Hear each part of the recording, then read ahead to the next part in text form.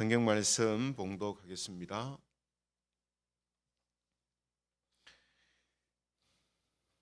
봉독할 말씀은 출애굽기 8장 1절에서 15절 말씀입니다. 출애굽기 8장 1절에서 15절 찾으셔서 말씀을 봉독하겠습니다.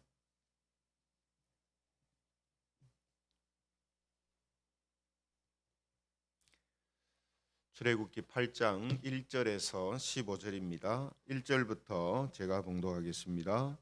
여호와께서 모세에게 이르시되 너는 바로에게 가서 그에게 이르기를 여호와의 말씀에 내 백성을 보내라. 그들이 나를 섬길 것이니라. 네가 만일 보내기를 거절하면 내가 개구리로 너의 온 땅을 치리라.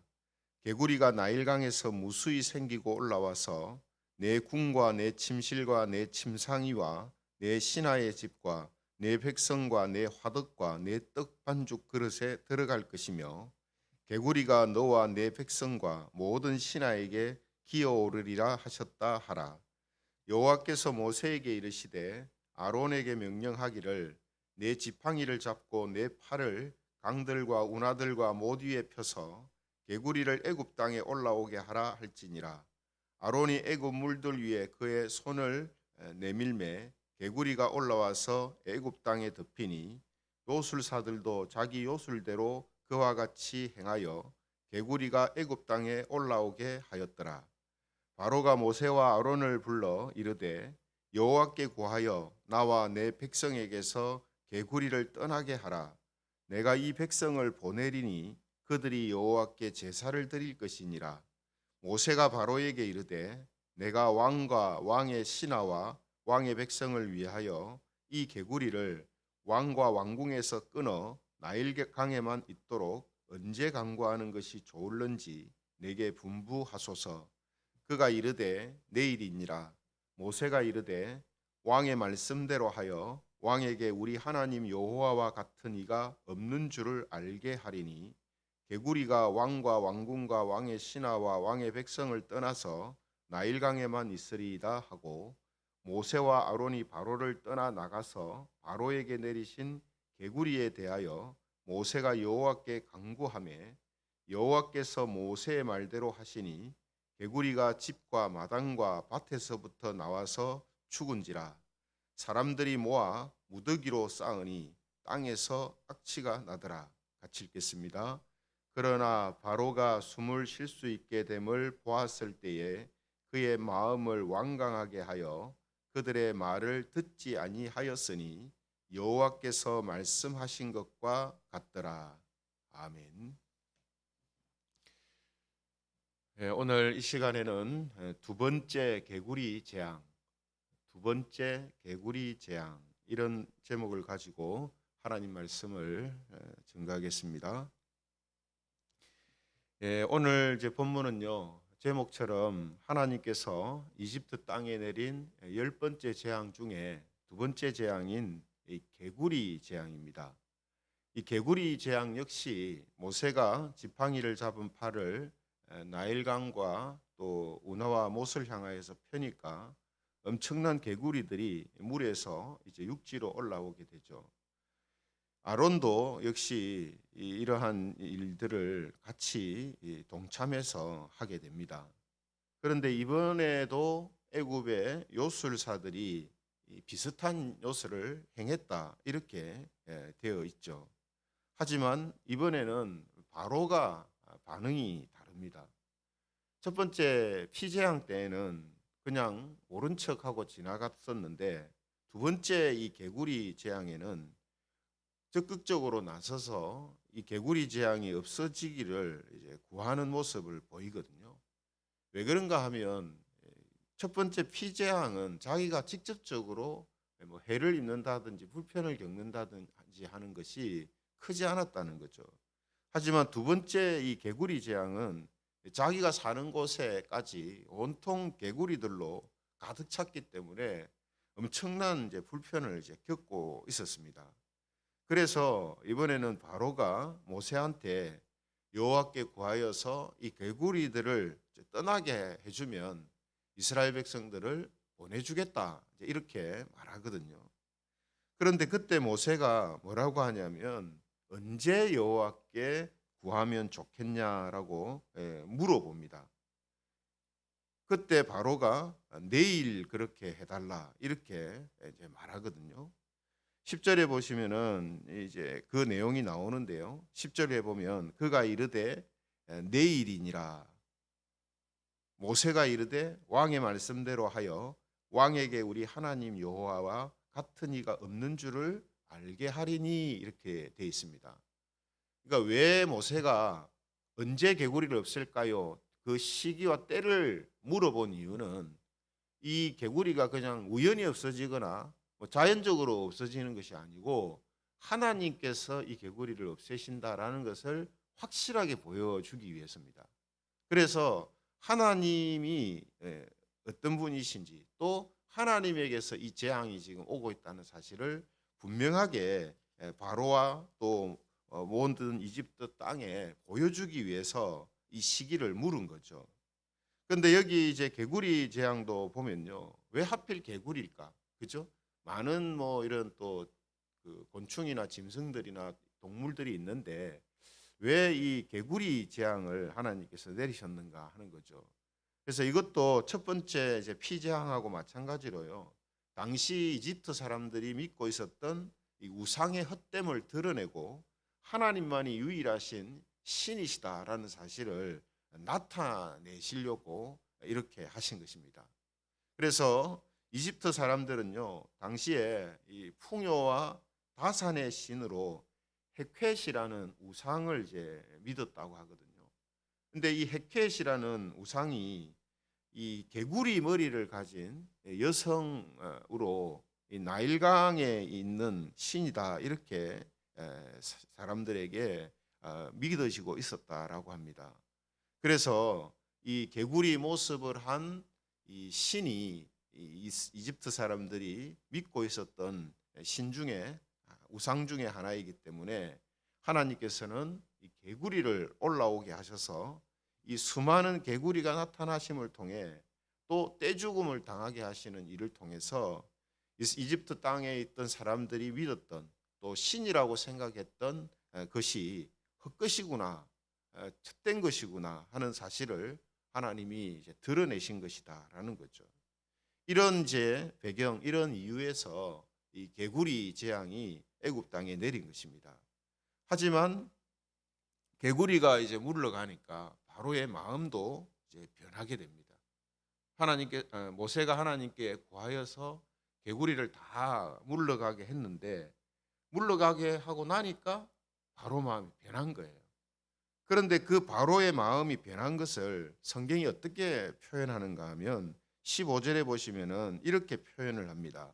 15절에 보면요, 그러나 바로가 숨을 쉴 수 있게 됨을 보았을 때에 그의 마음을 완강하게 하여 그들의 말을 듣지 아니하였으니 여호와께서 말씀하신 것과 같더라, 이렇게 되어 있습니다. 여기 보면 숨을 쉴 수 있게 됨을 보았을 때에, 이렇게 되어 있죠. 그러니까 앞에는 어땠습니까? 숨을 쉬기 어려울 정도로 그렇게 힘들고 불편한 그런 어려운 때였다는 거죠. 그런데 그때는 하나님한테 매달리고 말씀에 순종할 것처럼 하다가 숨을 쉴 수 있게 되니까, 그러니까 그 어려움과 이제 고통에서 벗어나니까 이제 하나님 말씀을 거부한 겁니다. 여러분, 우리가 이제 바로하고 비슷한 모습을 성경에서 우리가 이스라엘 자손들의 역사를 통해서도 보게 되죠. 이스라엘 민족들도 보면 자주 이런 모습을 반복하는 때가 있습니다. 특히 사사기를 보면, 그죠?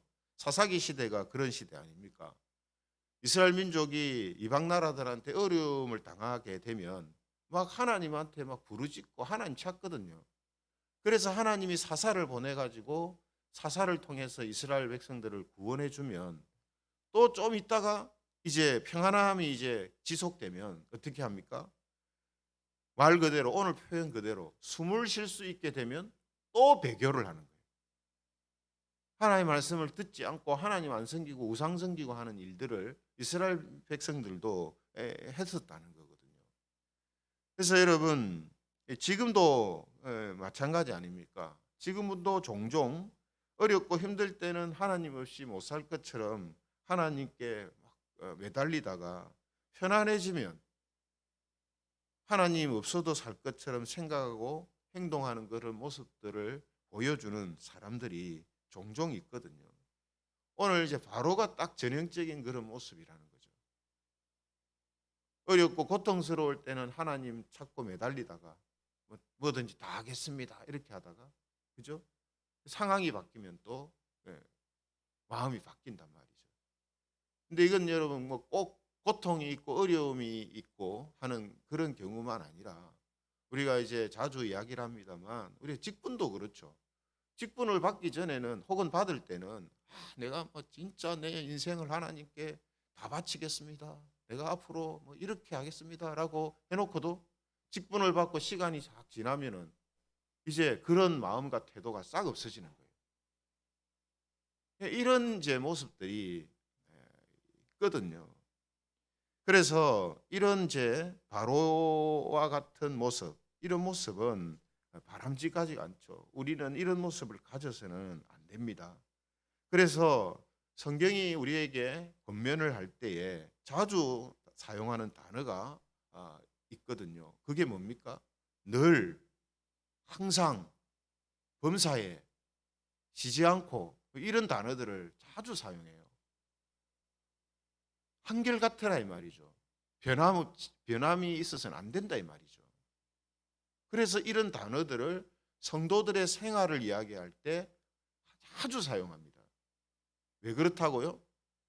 숨을 쉴 수 없게 됐을 때는 때 가졌던 모습과 숨을 쉴 수 있게 됐을 때 가지는 모습이 다를 경우가 있다는 거거든요. 그래서 이렇게 말씀을 하는 겁니다.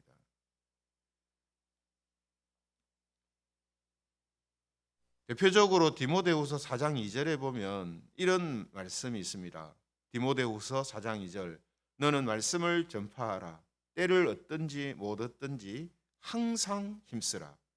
범사에 오래 참음과 가르침으로 경책하며 경계하며 권하라. 이 목회자들한테 하는 이야기거든요. 뭐라고 합니까? 때를 얻든지 못 얻든지 항상 힘쓰라. 뭐 하는데요? 말씀을 가르치고 전하는 일에 항상 힘쓰라. 또 범사에 모든 경우에 말씀을 가르치고 권하는 일에 변함이 없도록 해라. 이 목회자들한테 하는 이야기입니다. 또 에베소서 5장 20절 21절에 보면 이런 또 말씀도 있죠.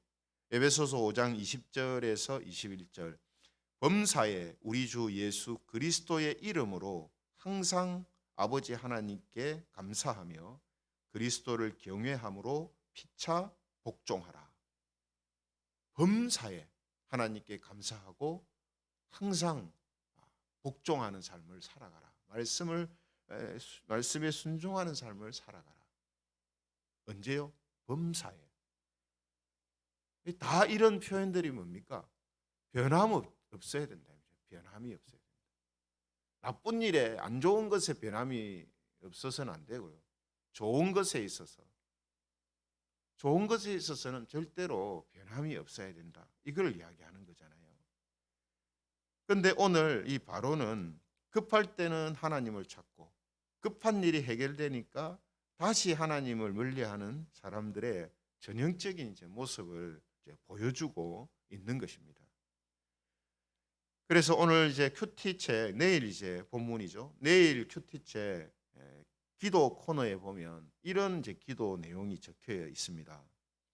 숨을 쉴 수 있게 됨을 보았을 때 주님 뜻을 거스른 바로처럼 저 역시 위기에서 벗어났다고 주님을 등진 적은 없는지 돌아봅니다. 주님이 숨통을 열어주신 은혜의 시간을 사망에 이르는 불순종으로 채우지 않기 원합니다. 매 순간 순종을 지향하며 살게 하소서. 주님이 숨통을 열어주신 은혜의 시간들을 사망에 이르는 불순종으로 채우지 않기 원합니다. 예. 이게 딱 바로에게 필요한 기도고 또 바로와 같은 모습을 가진 사람들한테 필요한 기도죠. 그렇죠? 그래서 우리도 때때로 이런 모습이 나타나지 않는다 할지라도 이런 기도가 필요하다라는 거죠. 그래서 오늘 우리가 이런 말씀을 통해서 또 바로의 모습을 통해서 우리 역시 숨을 쉴 수 없을 정도로 힘들 때나 고난과 슬픔에서 벗어나 숨을 쉴 수 있게 되었을 때나 항상 한결같은 마음, 한결같은 태도를 가져야 한다 하는 것을 우리가 다시 한번 기억하시기를 바랍니다. 또 우리가 어떤 일의 그 계기 또 어떤 시점에 좌우 전후 항상 변함이 아니라 변하지 않고 좋고 선한 것들을 지켜나가고 유지해 나가는 그런 성도님들이 되시기를 바랍니다. 그래서 오늘도 항상 범사에 하나님의 말씀에 귀를 기울이고 순종하며 말씀으로 살아가는 그런 은혜와 복이 있기를 성부와 성자와 성령 하나님의 이름으로